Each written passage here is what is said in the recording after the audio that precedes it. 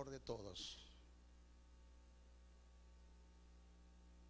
En el baño mis lágrimas se confundían con el agua y me dijo Dios, pero acuérdate que los sueños cuando yo los doy en 3 tiempos, porque sucedieron, porque están sucediendo, porque puede suceder. Este sueño que yo te he dado, te lo he dado en palabras de sabiduría, porque es lo que yo he determinado en mi perfecta voluntad. Y cada vez que Dios hablaba, el Espíritu hablaba, yo lloraba más. Pero más lloré cuando me dijo, pero quiero que entiendas que una cosa es que yo lo haya aprobado y otra cosa es que yo lo pueda llevar a cabo. Ya yo aprobé tu ascenso. Tú decides si creces o si no creces. No es porque yo lo dije se va a dar y se va a cumplir, sino cuando tú creas que yo lo dije y caminas en los principios que están establecidos en la palabra, para que guardes un sistema y yo pueda hacer y llevar a cabo en ti lo que yo me he propuesto hacer en ti. Porque una cosa es que yo te haya escogido para hacer algo y otra cosa es que tú entiendas esa verdad y te sometas a los principios que están en las palabras y yo pueda llevar a cabo en ti lo que yo quise hacer y lo que yo quiero hacer. ¿Aló? ¿Por qué te hablo de esto? Porque yo soy de los que creo que para todos nosotros viene un ascenso. ¿Aló? ¿Aló? Para todos.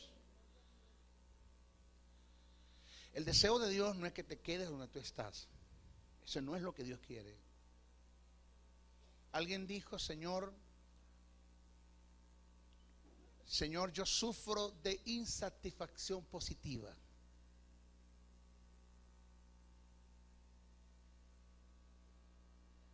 Yo sufro de insatisfacción positiva. Yo no me quiero quedar donde yo estoy. Yo quiero crecer. Porque el deseo de Dios es que todos nosotros, todos, seamos prosperados en gran manera. En todas las áreas. Para que a causa de tu prosperidad, tú puedas hacer honra de Dios ante las naciones. Óigame, y tú puedas llegar a ser la envidia del mundo. Que cuando el mundo te vea y la gente te observe, tú puedas ser un espejo donde ellos se puedan mirar y ellos se puedan acercar a ti y decirte, yo quiero ser como tú.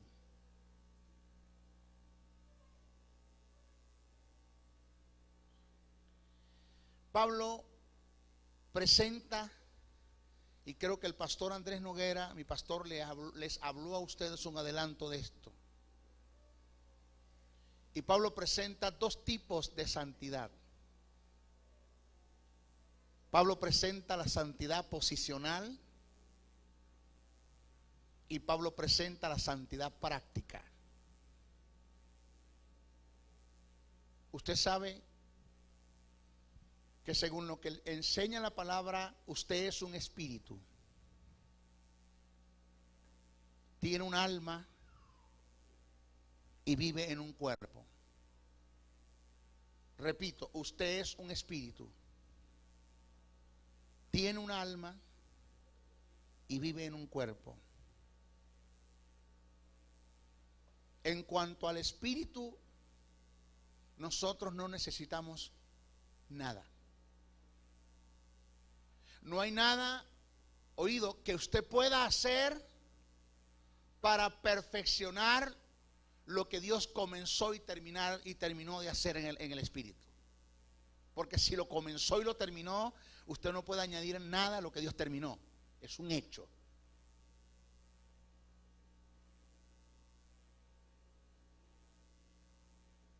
Usted es justo en el espíritu. Usted es tan justo, oído, usted es tan justo que ni siquiera Dios es más justo que usted.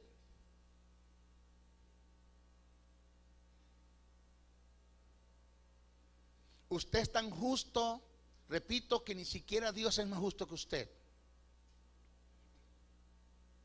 Maestro, pero la Biblia dice que no hay justo ni a un uno antes de la cruz. Cuando Pablo en Romanos dice que no hay justo ni a un uno, está hablando antes de la cruz. Pero si tú analizas la hilación del pensamiento en el libro de Romanos, cuando Pablo viene trazando y tratando el tema de la justicia, creo que es en el capítulo 6, el apóstol Pablo dice más adelante, después que expresa no hay justo ni a un uno, dice, pero siendo justificados.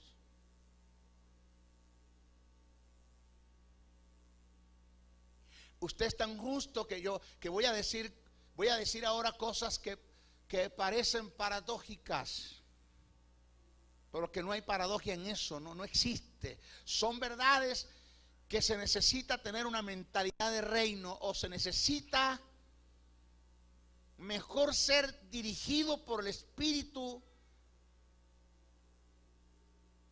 y tener una mente espiritual para poder entender estas verdades que muchas veces se dicen y que por no entenderlas, por tener gente en el escenario con una mente carnal y sensual y almática, estas verdades no las entienden. Te juzgan, te critican.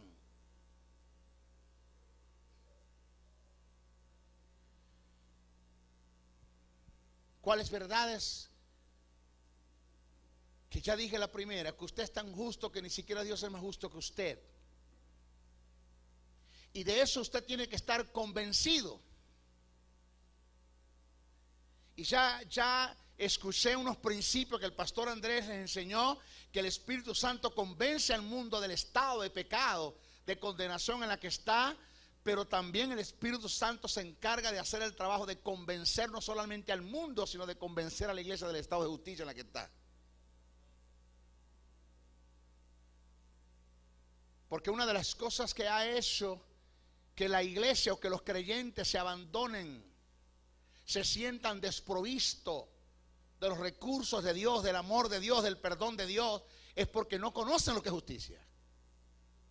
Porque no conocen lo que es justicia.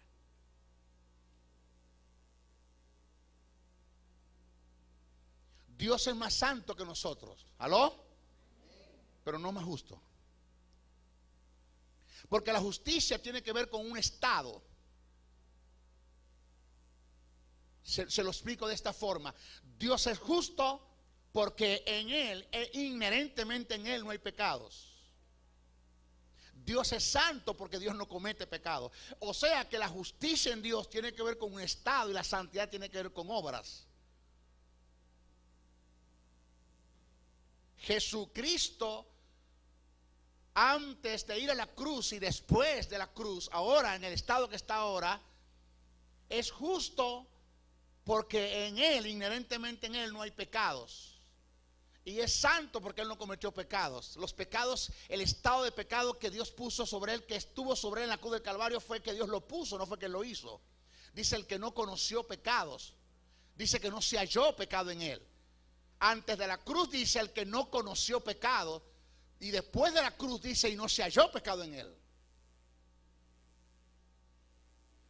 Entonces Jesús es tan justo como lo es Dios, porque en Él, inherentemente en Él, no hay pecados. Y Jesús es tan santo como es Dios, porque Jesús no cometió pecado.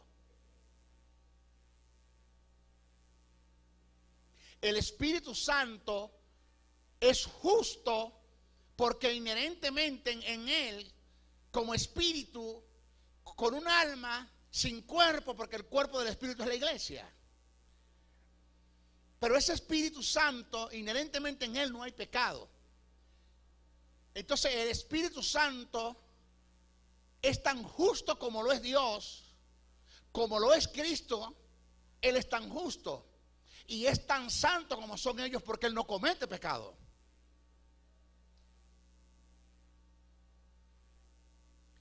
Voy a mí ahora. Yo voy a hablar de mi estado. Yo soy tan justo como lo es Dios, como lo es Cristo